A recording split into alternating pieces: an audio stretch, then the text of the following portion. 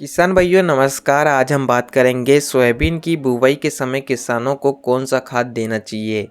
किसान भाइयों, सीड्रिल के साथ हम सोयाबीन की बुवाई के समय कोई भी खाद नहीं देते हैं, लेकिन आजकल खेत की ज़मीन ही ऐसी हो गई है कि फसलों को खादों की आवश्यकता ज़्यादा होती है। हम ज़्यादा जैविक खादों का प्रयोग नहीं कर पाते। बहुत से किसान भाई तो गोबर खाद भी नहीं दे पाते हैं। ऐसे में फसल को रासायनिक खादों की आवश्यकता होती है। अगर बुवाई के समय कुछ ऐसे खाद है जिनका आप प्रयोग करते हैं तो कुछ हद तक फसल में पोषक तत्वों की कमी नहीं रहती है और फसल का उत्पादन बढ़िया निकलता है। अगर आप भी सोयाबीन की खेती करते हैं तो इस वीडियो को पूरा देखिए। इस वीडियो में हम बात करेंगे कि सोयाबीन की बोवनी के समय किसान भाई किन किन खादों का प्रयोग कर सकते हैं जिससे उन्हें उत्पादन में बढ़ोतरी मिलती है, फ़ायदा होता है। वीडियो को अंत तक देखिए। वीडियो अगर पसंद आता हो तो वीडियो को लाइक और अन्य किसान साथियों तक वीडियो को शेयर भी कर सकते हैं। तो चलिए वीडियो को शुरू करते हैं। किसान भाइयों, मानसूनी समय चल रहा है। ऐसे में कभी भी जहाँ पर बरसात होती है सोयाबीन की बुवाई का काम शुरू हो जाएगा।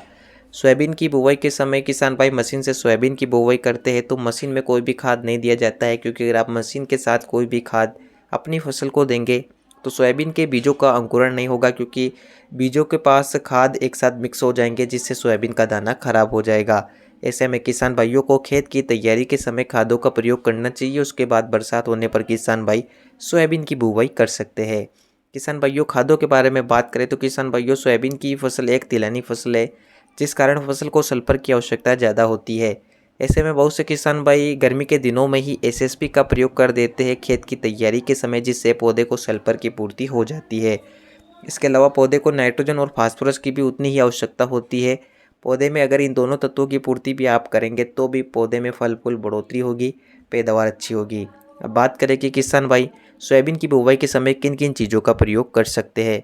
किसान भाइयों, अगर आप एसएसपी खेत की तैयारी के समय दे रहे हैं तो किसान भाइयों नाइट्रोजन और फास्फोरस की पूर्ति भी आपको करना है।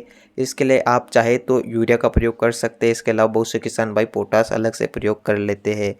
इसके अलावा सबसे अच्छा शेड्यूल मैं आपको बता रहा हूँ, NPK 12-32-16 आपको लेना है, जिसमें नाइट्रोजन, फास्फोरस और पोटास आपको मिल जाता है। इसी के साथ आप सल्फर बेंटोनाइट ले सकते हैं सल्फर की पूर्ति के लिए। अगर आप एसएसपी दे रहे हैं तो सल्फर देने की आवश्यकता नहीं है। अगर आप एसएसपी नहीं दे रहे हैं तो NPK 12-32-16 प्रति एकड़ 50 kg के आसपास एक कट्टा ले सकते हैं। सल्फर बेंटोनाइट ले सकते हैं 20-25 kg के आसपास और एक एकड़ में प्रयोग कर सकते हैं। सबसे सस्ता शेड्यूल है किसान भाइयों। इस तरीके से किसान भाई खेत में नाइट्रोजन, फास्फोरस और पोटास इन तीनों तत्वों की पूर्ति कर सकते हैं। ध्यान रहे कि सोयाबीन की बुवाई के साथ आपको इनका प्रयोग नहीं करना है। खेत की तैयारी के समय या बुवाई से 1-2 दिन पहले आप इन खादों का प्रयोग कर सकते हैं। उसके बाद सोयाबीन की बुवाई की जा सकती है। किसान भाइयों, इन खादों का प्रयोग करने से पौधे में नाइट्रोजन, फास्फोरस और पोटास की पूर्ति हो जाती है। साथ ही पौधे को सल्फर मिलता है।